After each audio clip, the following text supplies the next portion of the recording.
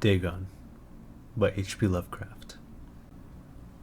I am writing this under an appreciable mental strain, since by tonight I shall be no more.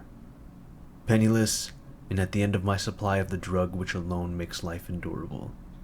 I can bear the torture no longer, and shall cast myself from this garret window into the squalid street below.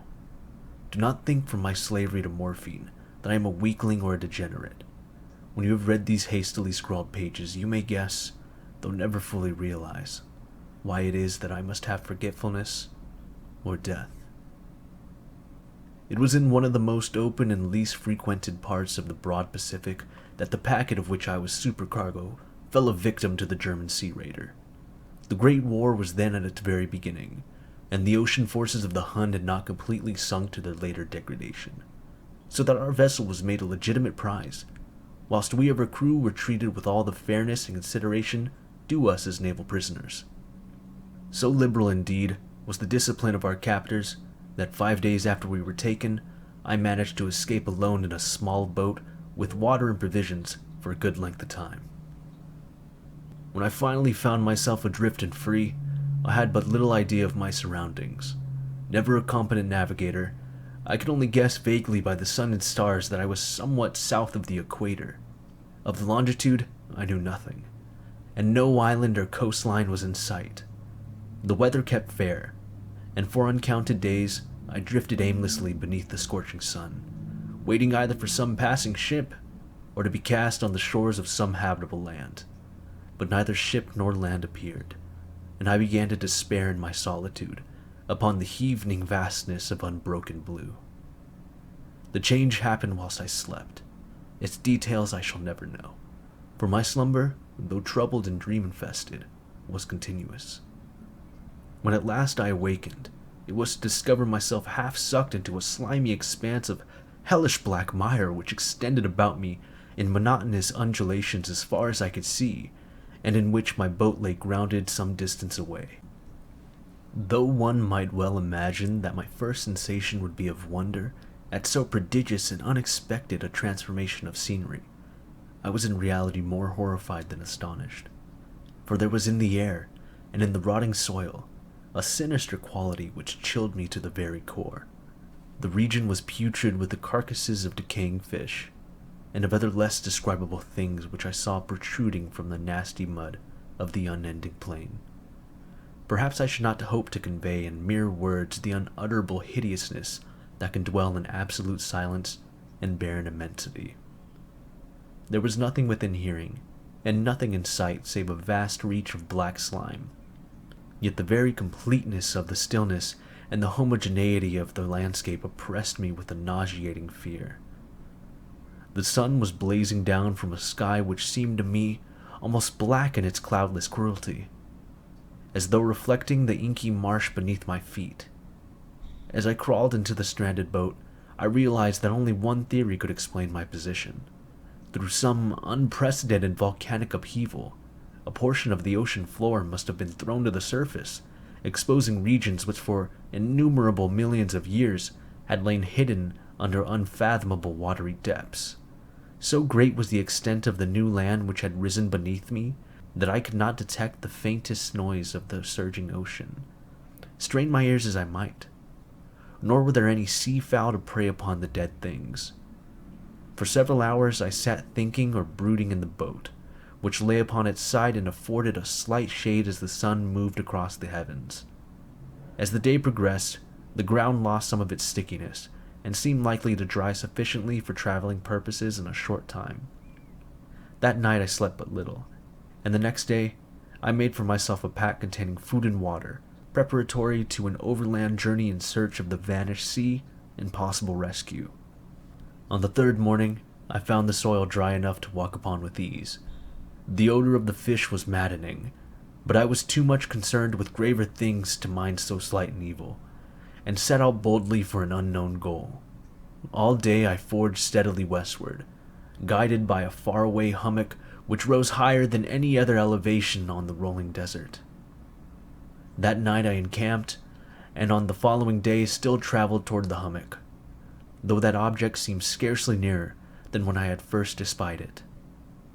By the fourth evening, I attained the base of the mound, which turned out to be much higher than it appeared from a distance, an intervening valley setting it out in sharper relief from a general surface.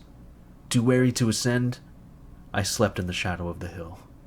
I know not why my dreams were so wild that night, but ere the waning and fantastically gibbous moon had risen far above the eastern plain, I was awake in a cold perspiration, determined to sleep no more. Such visions as I had experienced were too much for me to endure again, and in the glow of the moon, I saw how unwise I had been to travel by day. Without the glare of the parching sun, my journey would have cost me less energy. Indeed, I now felt quite able to perform the ascent which had deterred me at sunset. Picking up my pack, I started for the crest of the eminence.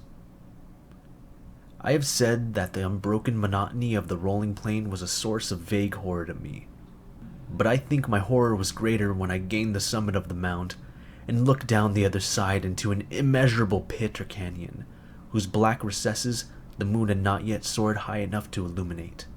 I felt myself on the edge of the world, peering over the rim into a fathomless chaos of eternal night.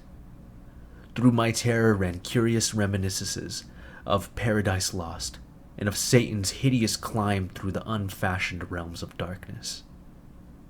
As the moon climbed higher in the sky, I began to see the slopes of the valley were not quite so perpendicular as I had imagined. Ledges and outcroppings of rock afforded fairly easy footholds for a descent, whilst after a drop of a few hundred feet, the declivity became very gradual. Urged on by an impulse which I could not definitely analyze, I scrambled with difficulty down the rocks and stood on the gentler slope beneath, gazing into the Stygian deeps where no light had yet penetrated. All at once my attention was captured by a vast and singular object on the opposite slope, which rode steeply about 100 yards ahead of me, an object that gleamed whitely in the newly bestowed rays of the ascending moon. That it was merely a gigantic piece of stone, I soon assured myself, but I was conscious of a distinct impression that its contour and position were not altogether the work of nature. A closer scrutiny filled me with sensations I cannot express, for despite its enormous magnitude, and its position in an abyss which had yawned at the bottom of the sea since the world was young, I perceived beyond a doubt that the strange object was a well-shaped monolith, whose massive bulk had known the workmanship, and perhaps the worship, of living and thinking creatures. Dazed and frightened, yet not without a certain thrill of the scientist or archaeologist's delight, I examined my surroundings more closely. The moon, now near the zenith, shone weirdly and vividly above the towering steeps that hemmed in the chasm, and revealing the fact that a far-flung body of water flowed at the bottom, winding out of sight in both directions, and almost lapping my feet as I stood on the slope.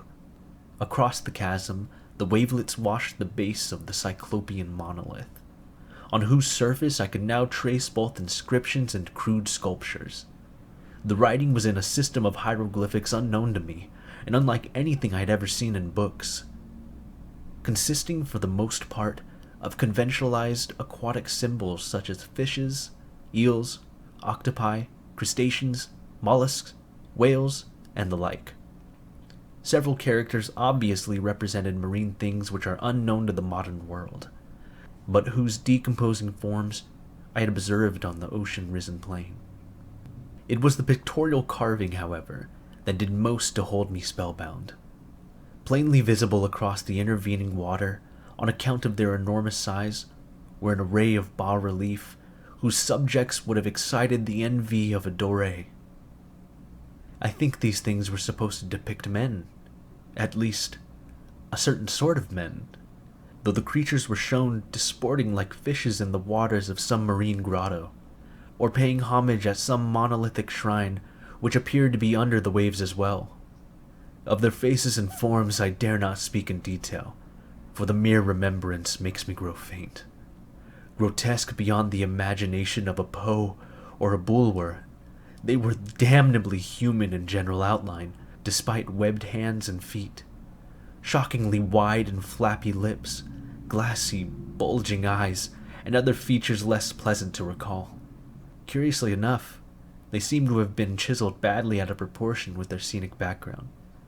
For one of the creatures was shown in the act of killing a whale represented as but little larger than himself.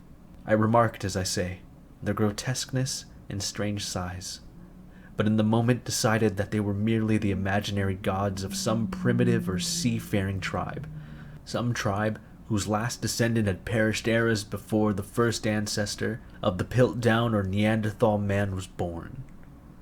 Awestruck at this unexpected glimpse into a past beyond the conception of the most daring anthropologist, I stood musing whilst the moon cast queer reflections on the silent channel before me. Then suddenly, I saw it. With only a slight churning to mark its rise to the surface, the thing slid into view above the dark waters, vast, Polyphemus-like, and loathsome. It darted like a stupendous monster of nightmares to the monolith, about which it flung its gigantic scaly arms. And while it bowed its hideous head and gave vent to certain measured sounds, I think I went mad then. Of my frantic ascent of the slope and cliff, and of my delirious journey back to the stranded boat, I remember little. I believe I sang a great deal, and laughed oddly when I was unable to sing. I have indistinct recollections of a great storm some time after I reached the boat. At any rate, I know that I heard peals of thunder, and other tones which nature utters only in her wildest moods. When I came out of the shadows, I was in a San Francisco hospital, brought thither by the captain of the American ship which had picked up my boat in mid-ocean. In my delirium, I had said much, but found that my words had been given scant attention. Of any land upheaval in the Pacific, my rescuers knew nothing, nor did I deem it necessary to insist upon a thing which I knew they could not believe.